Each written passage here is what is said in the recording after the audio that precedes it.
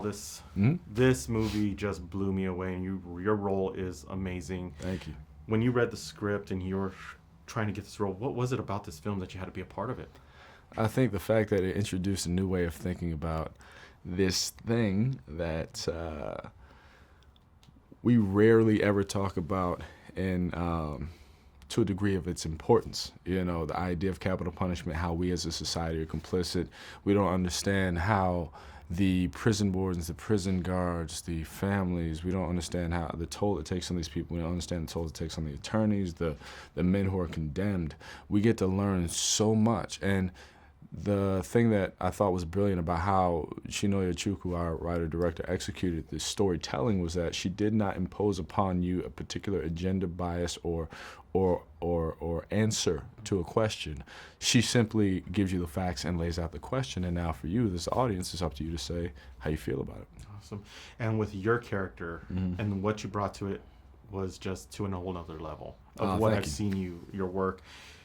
Not that much dialogue, but your acting is to another world. What was it? What did you do to bring into this role and to work with very little in order to make it? So for me, in terms of the role, I worked off of my idea of what I wanted the role to represent to the audience.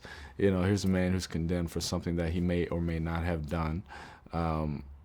It's not important. What's important is, do we have a right as a society to take his life?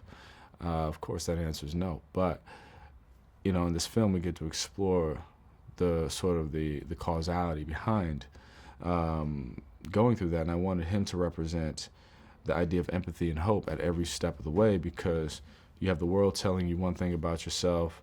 You have this idea of reassessing the value of life because people are sitting here telling you how you're going to die. You're waiting for your last day. And through it all, I wanted him to have the strength to love himself enough to still have hope and belief and faith that he's still worth something. Awesome. And yeah, like I told you before, Norm Gidney from HorrorBuzz.com was the one who saw it at Sundance for us and said that this is going to be the film of the year because you got to see it. And no question it is. What can you tell people to get them out? Because we do have competing films that have similar storylines with Just Mercy and Clemency, but they're two different completely films. This film is they're very different. I'd say, honestly, this is something where you're going to be able to sit back and reflect. It is deep, it's heavy, but it's also a film that, to me, inspires so much hope because it now inspires us to think differently. And as an audience member, you know, completely stepping away from the bias of being in it. As an audience member, what I love is that it just educated me so much on this thing I thought I knew about.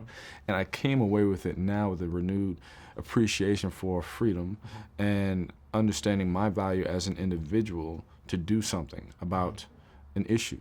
So, you know, I think that's, and it also just helps you to understand how valuable relationship is in community when you have people who are right there and learn to appreciate them. So I just say go check it out with open mind and open heart, because you're going to come out with a whole completely new mind state or mentality about this particular thing and so much more. And one last really quick question. So have you been participating in more nonprofit events that are looking to stop all of my, for the past couple of projects I've been a part of, I mean, Brian Banks was, of course, the story about a man who was falsely accused of rape, and he managed to exonerate himself.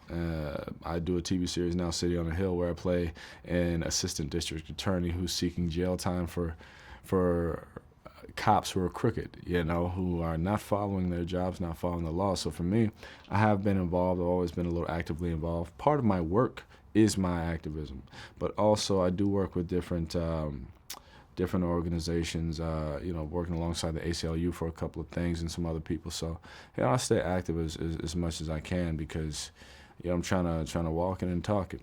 Exactly. So thank you so much for everything. Always great talking with you. Likewise. Thank you.